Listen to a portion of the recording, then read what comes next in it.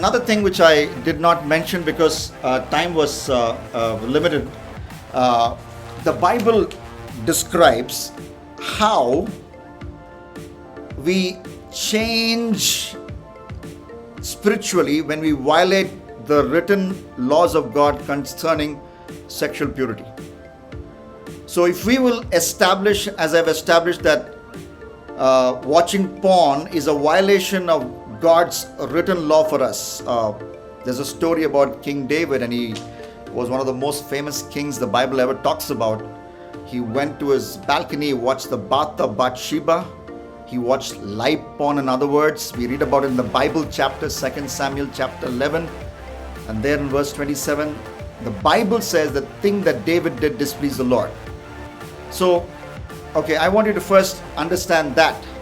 And then you come to the New Testament, you come to the book of Corinthians, where Paul says, Paul, the writer of Corinthians, says, okay, I have sex with a prostitute. It talks about believers in Jesus wanting to have sex with prostitutes. He says that changes you. In fact, he says that act of having sex with a prostitute changes you spiritually.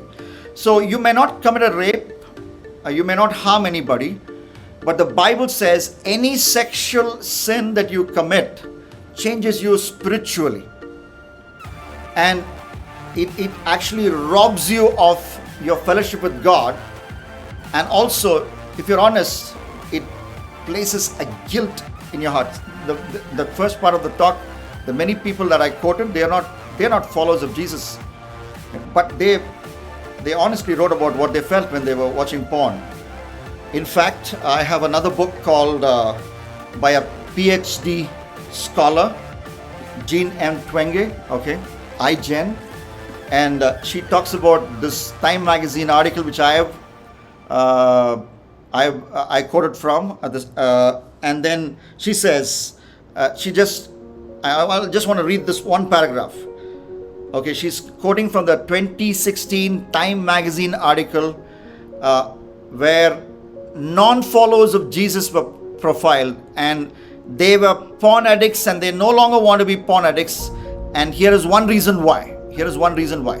And the reason is not that the reason they didn't want to watch porn is not that they were afraid that they will rape somebody.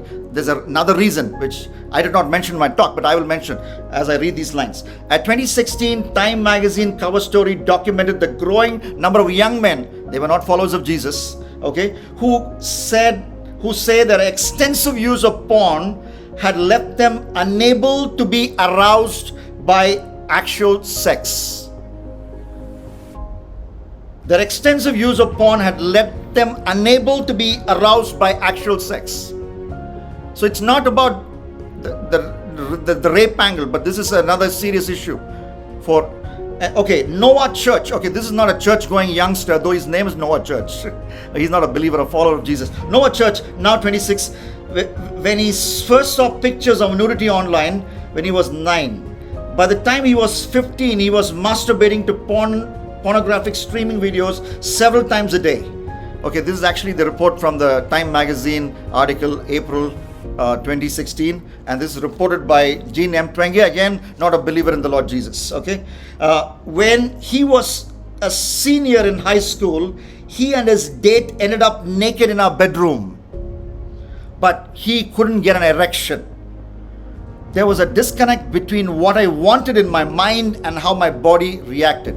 So it is documented that exposure to pornography makes marriage sex less exciting and also leads to PIED, porn-induced erectile dysfunction. So this is another reason why you could consider to say no to porn and yes to Jesus, yes to jolly life. Holy life is a jolly life.